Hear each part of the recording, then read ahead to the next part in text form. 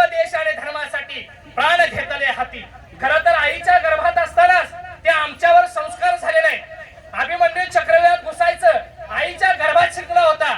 खरं तर त्या आईची झोप लागली आणि अभिमन्यू मारला गेला, म्हणजे संस्कार आईच्या गर्भापासून इथं झालेले. खरं तर माझ्या मातामौली इथं सगळ्या बसलेले आहेत. काय बीज त्या शिवाजी महाराजांच्या त्या मातामौलीला पेरला असेल याचा विचार आज करणं प्रत्येक मातामौलीला गरज आहे. खरं तर आम्ही आमची संस्कृती विसरत गेलो. इतका दैदिप्यमान इतिहास आम्हाला लाभला असून आम्ही आमची संस्कृती मागे टाकली आणि पाश्चिमात्य संस्कृती आम्ही अंगीकारायला लागलो. खरं तर इथं सगळ्या माझ्या मातामौली आहेत, लहान मुलं आहेत. आम्ही ज्या इंग्रजांनी आमच्यावर 150 वर्ष राज्य केलं, त्या देशाला गुलाम बनवण्याचं काम केलं, सगळ्या जगात हा देश किती मूर्ख आहे हे दाखवून दिलं. त्यांचंच आम्ही संस्कृती आज अंगीकारायला लागलो. खरं तर वाढदिवसाची फॅशन आम्ही आमच्या इथं आणली. इतकी महान संस्कृती आहे आमची, एवढी महान सणांची परंपरा आहे. परंतु गुढीपाडव्याला आपली पोरं गुढी सुद्धा उभा करत नाही. परंतु वाढदिवसाची फॅशन आम्ही आणली आणि पोरांच्या घराघरात वाढदिवस साजरा करायला लागलो. आणि त्या वाढदिवसाचा केक कापत असताना त्यावरती जी मेणबत्ती लावतोय ती मेणबत्ती आम्ही विझवायला लागलो. कशाला पोरांच्या आपल्या आयुष्यात अंधकार करताय.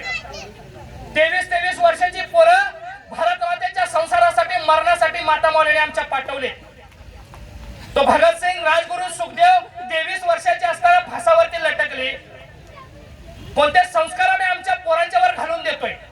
खरं तर इथं सगळ्या मातामौली आहेत.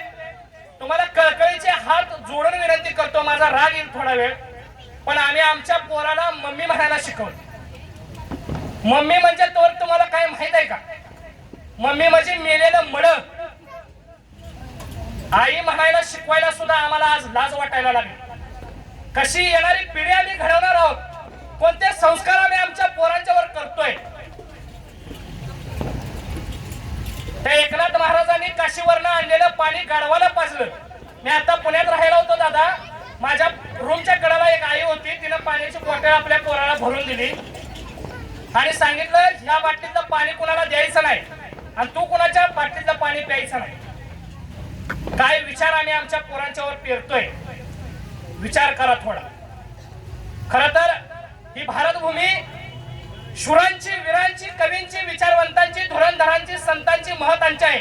त्यांच्या कार्यातून, चरित्रातून आपल्याला प्रेरणा तर मिळतेच, परंतु स्वतःला खूप मोठा अभिमान वाटतो की आपला जन्म या भारतभूमीच्या कुशीत झाला याचा. अशा या थोरांची चरित्र आमच्या तुमच्या मनामनात हाडावसात रक्ताच्या तांबड्या पांढऱ्या पेशीत बिंबवण्यासाठी आज मी येथे उभा आहे. खरं तर ज्या संत ज्ञानेश्वर महाराजांनी अवघ्या 16 वर्षे ज्ञानेश्वरी लिहिली, ज्या ज्ञानेश्वर महाराजांनी पंढरीच्या भक्ती मार्गाचा पाया घातला, त्या मार्गावर चालणारे आज रोजी लाखो वारकरी पंढरीच्या विठुमाऊलीच्या दर्शनासाठी आसुसलेल्या अवस्थेत दिसतात. आषाढी एकादशीची चाहूल लागली की वारकऱ्यांचे पाय आपोआप पंढरीच्या दिशेने वळायला लागतात आणि वर्षभर त्या पंढरीच्या विठ्ठलाचे भजन कीर्तनात मग्न होऊन समाजात भक्तिमय वातावरण तयार करतात, समाज पुण्याच्या मार्गावर आणण्याचा प्रयत्न करतात. दृष्टाच्या पराकोटीला नेणाऱ्या विशिष्ट समाजाला त्याची जागा दाखवण्याचे काम संत ज्ञानेश्वरांनी केलं. खरं तर इथल्या राजकीय व्यवस्थेनं आज त्या संत ज्ञानेश्वरांच्यावर टीका करायचं ठरवलंय.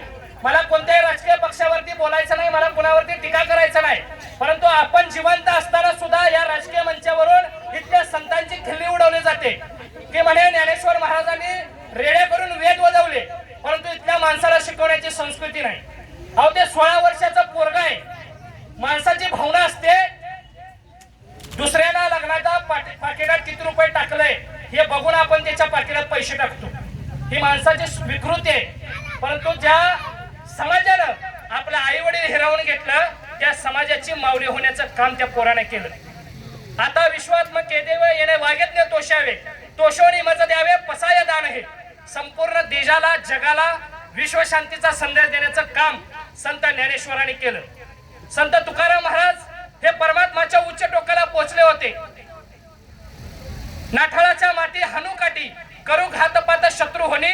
नाठाळ म्हणजे विनाकारण म्हणणारा, त्याच्या माथ्यावरती काठी हाना, त्याचा अन्याय सहन करू नका. अन्याय सहन करणे म्हणजे पाप करणे होय आणि त्यासाठी प्राणपणाने लढले पाहिजे. अपरिहार्य परिस्थिती आली तरी शस्त्रही वापरलीच पाहिजे आणि ते वापरणारे हात मन मनगट मस्तिष्क मजबूत असले पाहिजे. विज्ञान शास्त्राकडे डोळ्याच बुद्धीने पाहावे. विमान युगात बैलगाडी पुरतीच बुद्धी नसावी, परंतु इंद्रियाचे चोचले पुरवण्यासाठी विज्ञानाचा उपयोग करू नये असे संत तुकाराम महाराज सांगतात.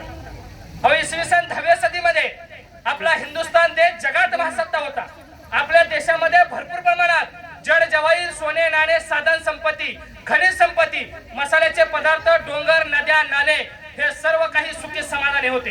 आपल्या देशातील लोकांचा स्वभाव हळवा असल्यामुळे एकमेकाविषयी प्रेमळ भाव होता, परंतु एक मोठा दोष होता, तो म्हणजे एकमेकांचा पाय फोडायचं.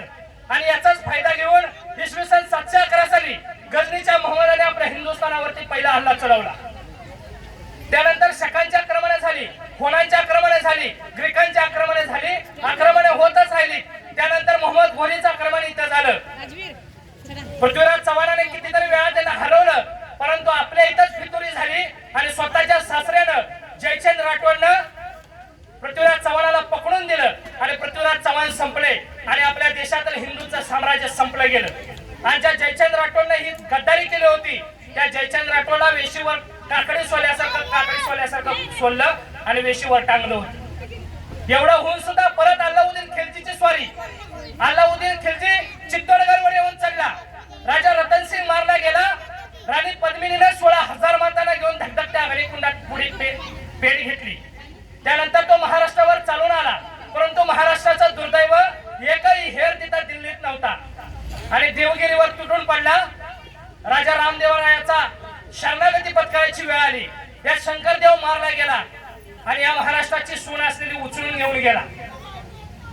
खरं तर जगातून इथं विद्यार्थी शिकायला येत होते. नालंदा आणि तक्षशिलामध्ये 90 लाख पुस्तकं होती.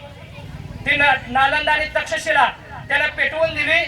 6 महिने नालंदा आणि तक्षशिला जळत होती. त्यानंतर बाबर, मुस्लिम आक्रमणे होतच राहिली आणि इसवी सन 1630 साली एक महान माता, भारत माता, राष्ट्रमाता जिजाऊ साहेबांच्या उदरातून एक तळपता सूर्य जन्माला आला. तेजस्वी, तपस्वी, शूर, दानशूर, सूर्याला सुद्धा लाजवेल, समुद्राला डबके वाटेल, आकाशाला थंडी वाटेल आणि वाऱ्याची गती मंद करेल असं वादळ जणू जन्माला आलं. आणि बघता बघता तारुण्यात आलं. त्याच्याच अगोदर ज्ञानेश्वर महाराजांनी 16 वर्षे ज्ञानेश्वरी लिहिली होती आणि त्याचाच एक हिस्सा म्हणून वयाच्या 16 वर्षी महाराजांनी रायरेश्वराच्या मंदिरात हिंदवी स्वराज्याची शपथ घेतली. किती मोठा ध्येयवाद, परमेश्वराच्या रूपाला सुद्धा लाजवेल असा सामर्थ्य असणारं दैदिप्यमान कर्तृत्वान व्यक्तिमत्व या भारत मातेला मिळालं. अग्नी दहकता म्हणजे निखाऱ्यापेक्षा आग रग असणारा, मधु मधुरता म्हणजे मधापेक्षा गोड, आदित्य तेजस्वीता म्हणजे सूर्यापेक्षा तेजस्वी बाणा, गंगा निर्मलता म्हणजे गंगेच्या पाण्यापेक्षा निर्मळ, हरिअभयता म्हणजे सिंहापेक्षा धाडसी, अभेद न झुकणारा, न वाकणारा, न नमणारा, चाणक्य बुद्धिमत्ता म्हणजे चाणक्यापेक्षा अतिशय हुशार, बुद्धिमान, सर्वोच्च वेग, प्रकाश, मन, मारुती यांच्यापेक्षा वेगवान, हे सर्व एकच देहात रूपांतर म्हणजे राजा शिव छत्रपती होय. आईच्या गर्भात मूल असताना त्या आईला चिंचा, लोणच्या अशा वस्तूंचे डोळे लागतात.